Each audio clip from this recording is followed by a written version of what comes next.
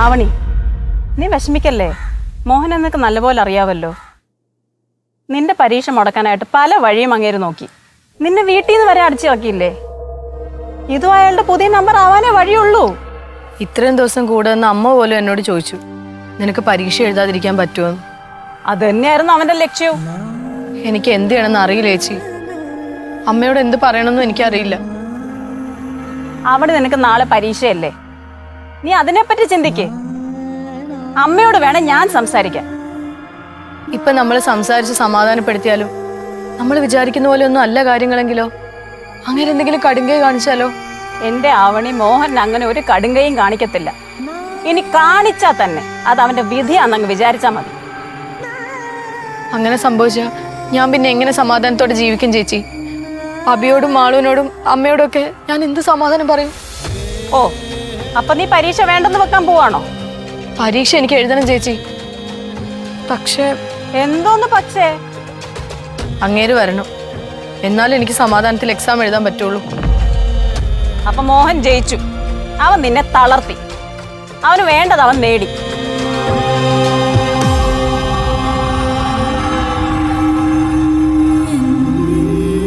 അമ്മേ, അമ്മ വിഷമിക്കാതിരിക്കേ. എനിക്ക് എന്ത് ചെയ്യണമെന്ന് അറിയില്ല സുധേ. ഞാൻ തന്നെ എൻ്റെ മോനെ ഇറക്കി വിട്ടത്. ഇപ്പൊ അവൻ എവിടെയെന്ന് പോലും എനിക്കറിയില്ല. എന്ത് ചെയ്യും ഞാൻ? പ്രകാശൻ എല്ലായിടത്തും അന്വേഷിച്ചായിരുന്നോ? മോഹനൻ പോകാൻ സാധ്യതയുള്ള എല്ലാ സ്ഥലത്തും പ്രകാശൻ അന്വേഷിച്ചു.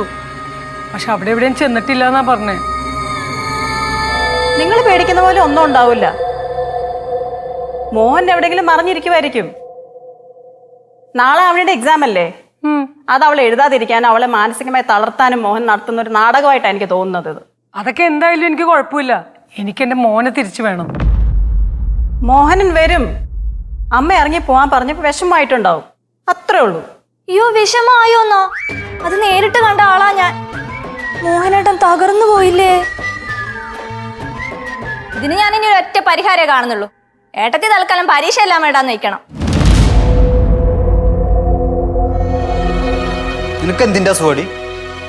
എന്നോട് ദേഷ്യം കാണിച്ചിട്ട് എന്താ കാര്യം? വേറെന്തെങ്കിലും പരിഹാരം ഉണ്ടെങ്കിൽ നിങ്ങൾ പറ. ആ, വേറെന്തെങ്കിലും പരിഹാരം ആലോചിക്കാം. ആലോചിച്ചും പ്രവർത്തിച്ചും വരുമ്പോ ആള് ബാക്കിയുണ്ടായാ മതി. നിന്നോട് പലവട്ടം പറഞ്ഞു വാക്കുകൾ സൂക്ഷിച്ചു ഉപയോഗിക്കാൻ. ഇതൊരു ഇമോഷണൽ ബ്ലാക്ക്മെയിൽ ആണ്. ഇത് തന്നെയാണ് മോഹൻ ആഗ്രഹിച്ചത്. അത് കൃത്യമായിട്ട് വർക്കൗട്ട് ചെയ്യുന്നുണ്ട്. ഒരുപക്ഷെ സുധ പറഞ്ഞത് തന്നെയായിരിക്കും സത്യം. പക്ഷെ മോഹൻ വരണം, എന്നിട്ടേ ആവണി പരീക്ഷയ്ക്ക് പോകാവൂ. അല്ലെങ്കിൽ നാളെ മോഹന് എന്തെങ്കിലും പറ്റിയ ആവണിക്ക് എൻ്റെ മുന്നിൽ വരാൻ പോലും കുറ്റബോധമായിരിക്കും.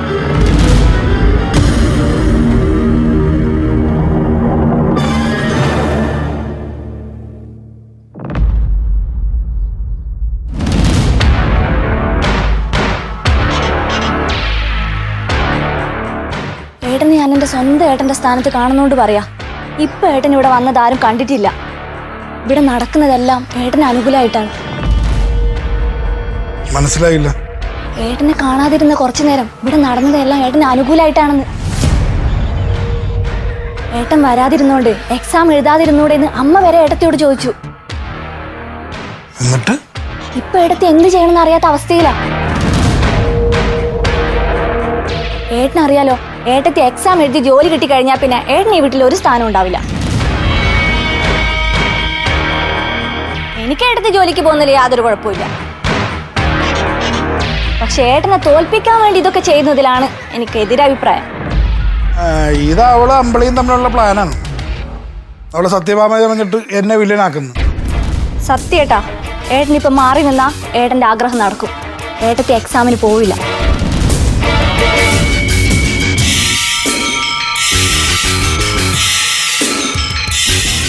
എന്നാ ഞാൻ മാറി നിൽക്കാം. പക്ഷെ നീ എനിക്കൊരു ഉപകാരം ചെയ്യണം. എന്തേട്ടാ പറ. ഇവിടെ നടക്കുന്ന കാര്യങ്ങളൊക്കെ എന്നെ ഫോൺ വിളിച്ചു പറയണം. അതിന് ഏട്ടന്റെ ഫോൺ സ്വിച്ച് ഓഫ് അല്ലേ?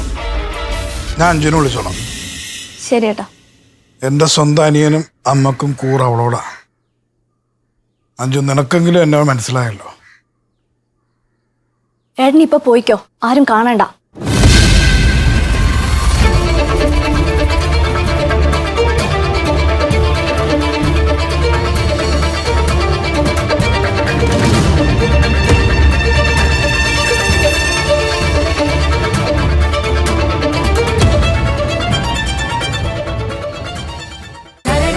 ഫ്ലവേഴ്സ് 9ാം വാർഷിക നിറവിൽ